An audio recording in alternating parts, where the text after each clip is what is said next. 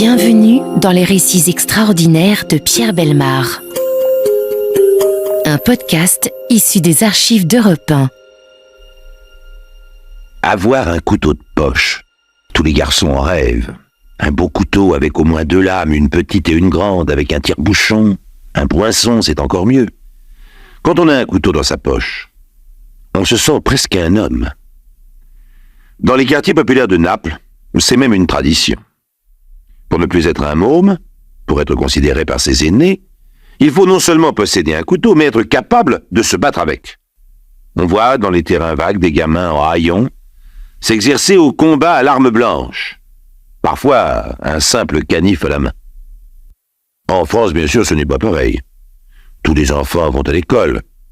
Les instituteurs leur apprennent à bien se tenir, ils ne se bagarrent pas dans les rues. S'ils aiment avoir un couteau dans leur poche, c'est pour couper une branche, tailler un bout de bois, se fabriquer un arc et des flèches, jouer aux Indiens. Ce n'est pas dangereux. Les couteaux de poche servent surtout aux jeux de piste, à découper des rondelles de saucisson dans les pique-niques, à dessiner un cœur sur un arbre, à y graver ses initiales. Mais on ne reste pas toujours un enfant sage, on grandit. Arrive le temps où la vie de famille commence à peser.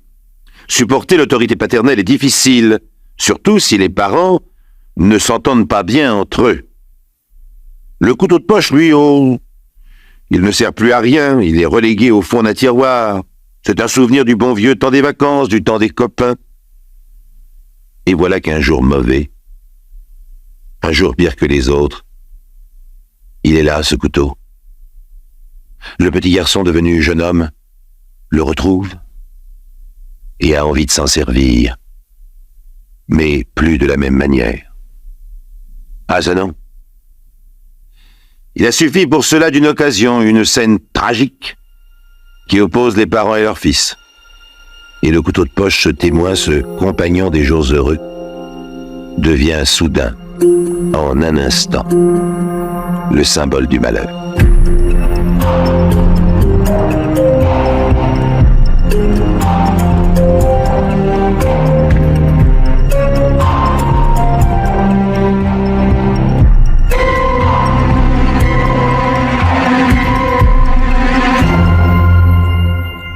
Saint-Omer, cette ville du Pas-de-Calais, n'est pas seulement la patrie des dames au chapeau vert, les héroïnes charmantes de nos grands-mères, un roman de la Bibliothèque Rose. Non, Saint-Omer, il y a une quinzaine d'années, fut aussi le théâtre d'un drame familial épouvantable, je dirais même pathétique.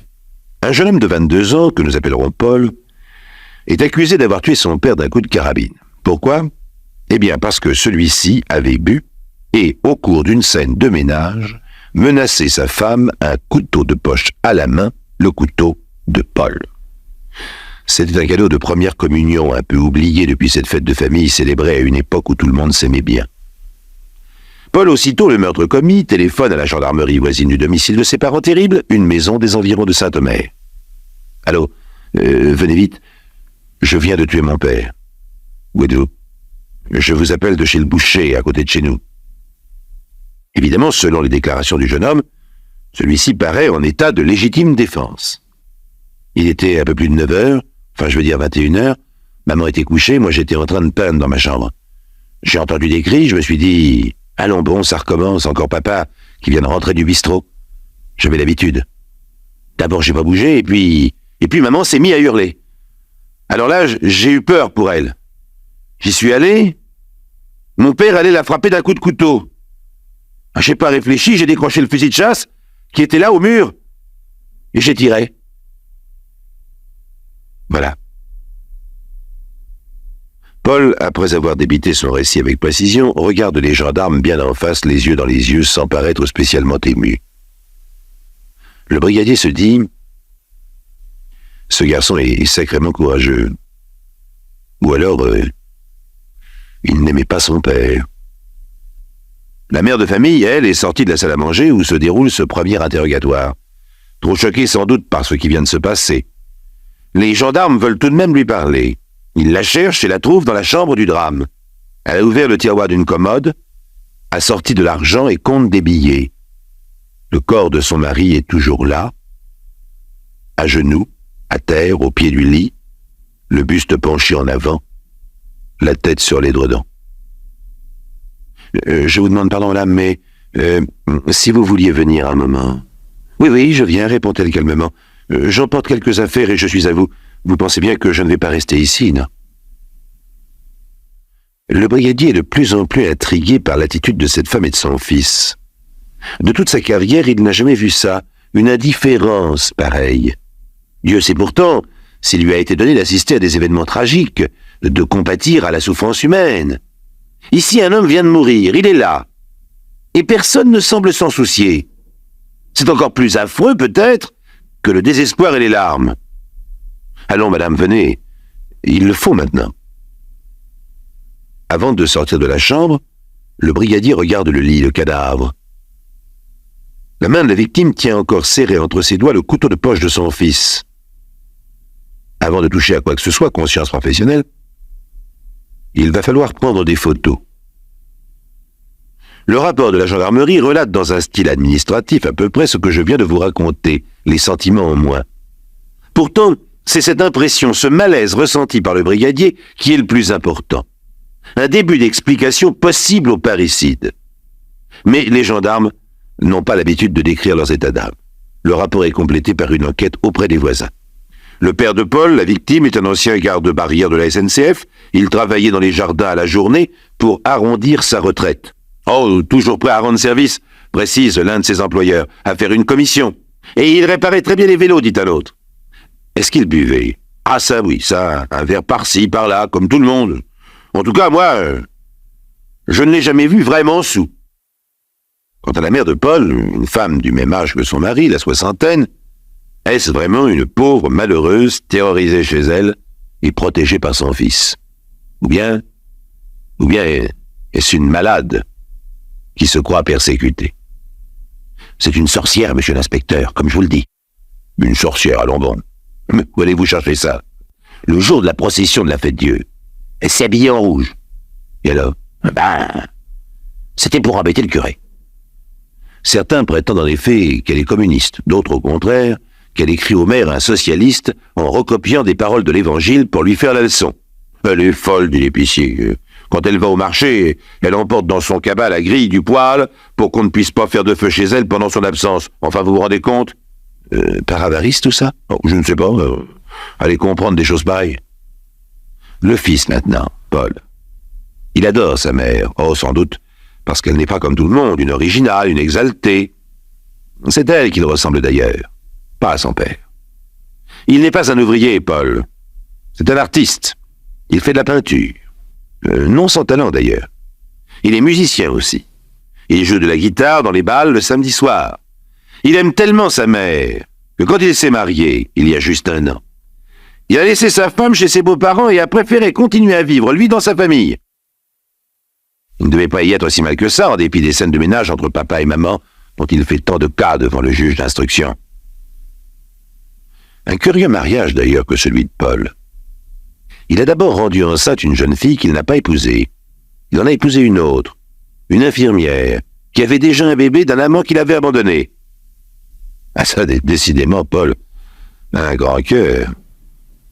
Famille étrange, qui laisse perplexe le juge chargé d'instruire l'affaire. Pour le magistrat, il manque quelque chose au dossier. Une inconnue, comme on dit dans un problème de mathématiques. Une équation qu'il va falloir résoudre.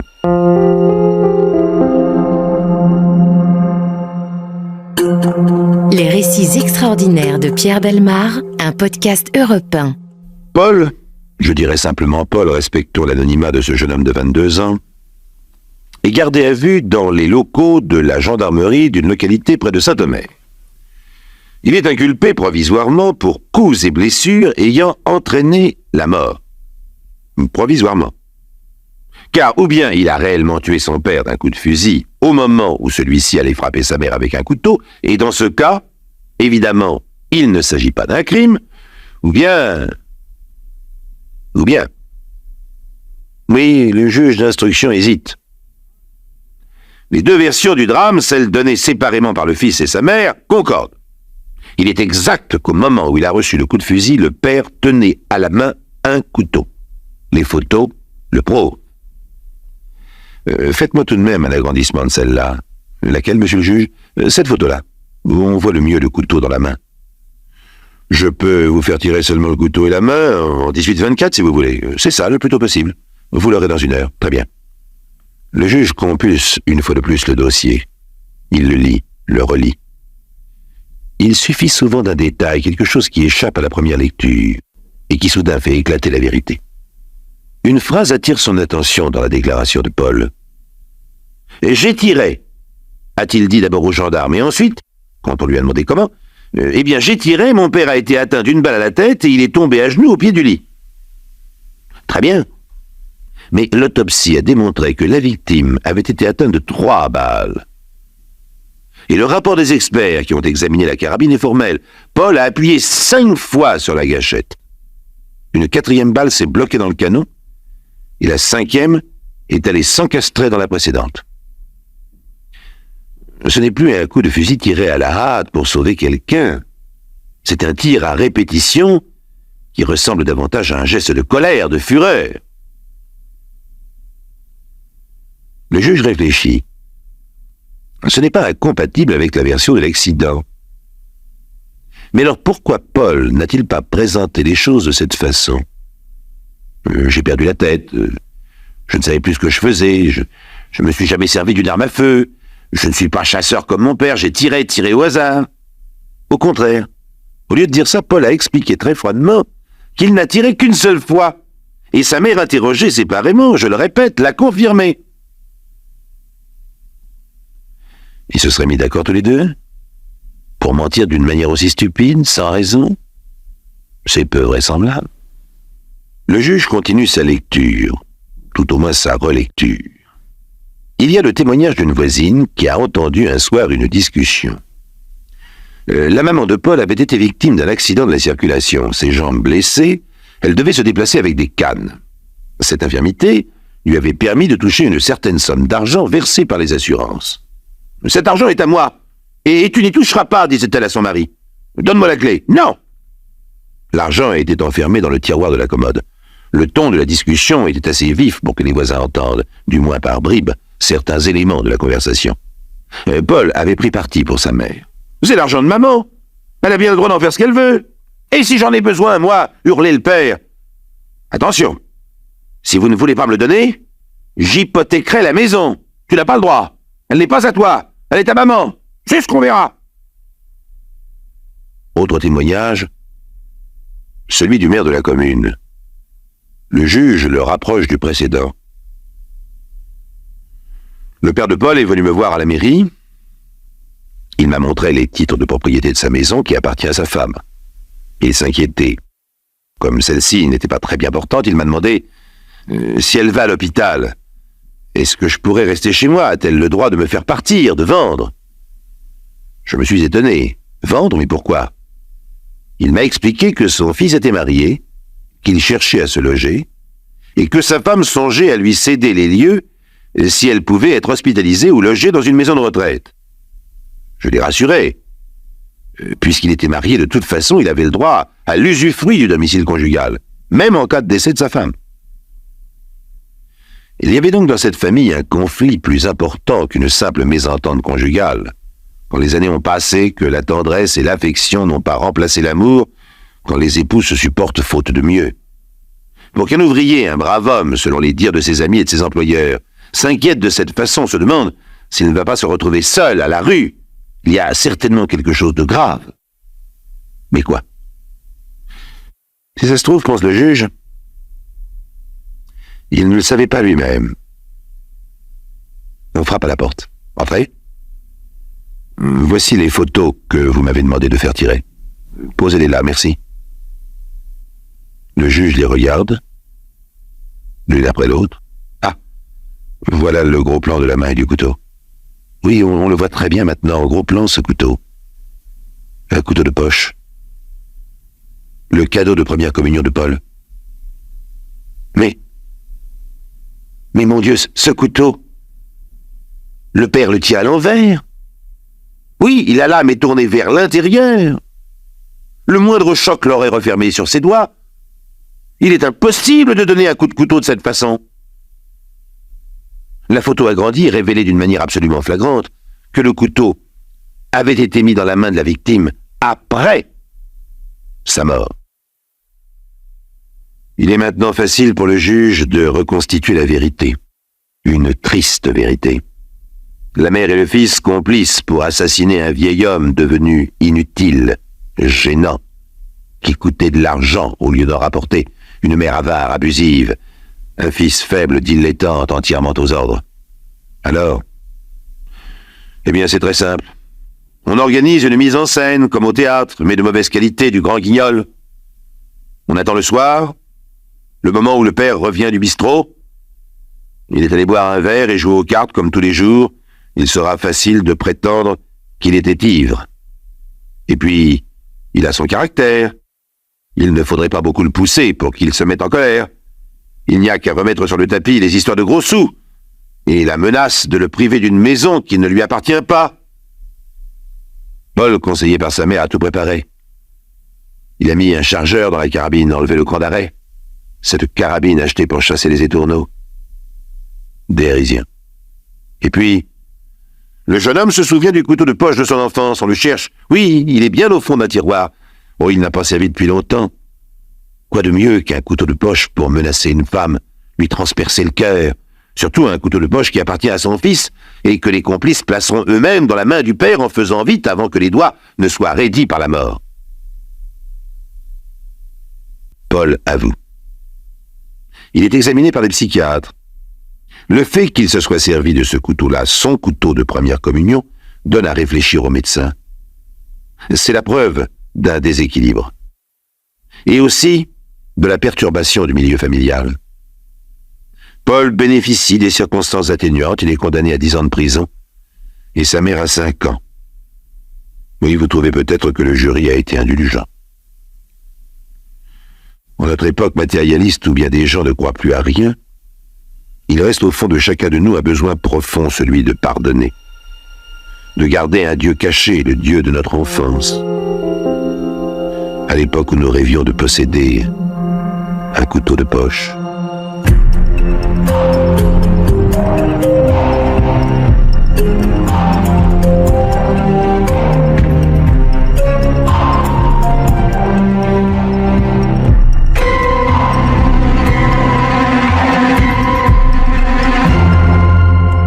Vous venez d'écouter Les récits extraordinaires de Pierre Bellemare, un podcast issu des archives d'Europe 1 et produit par Europe 1 Studio.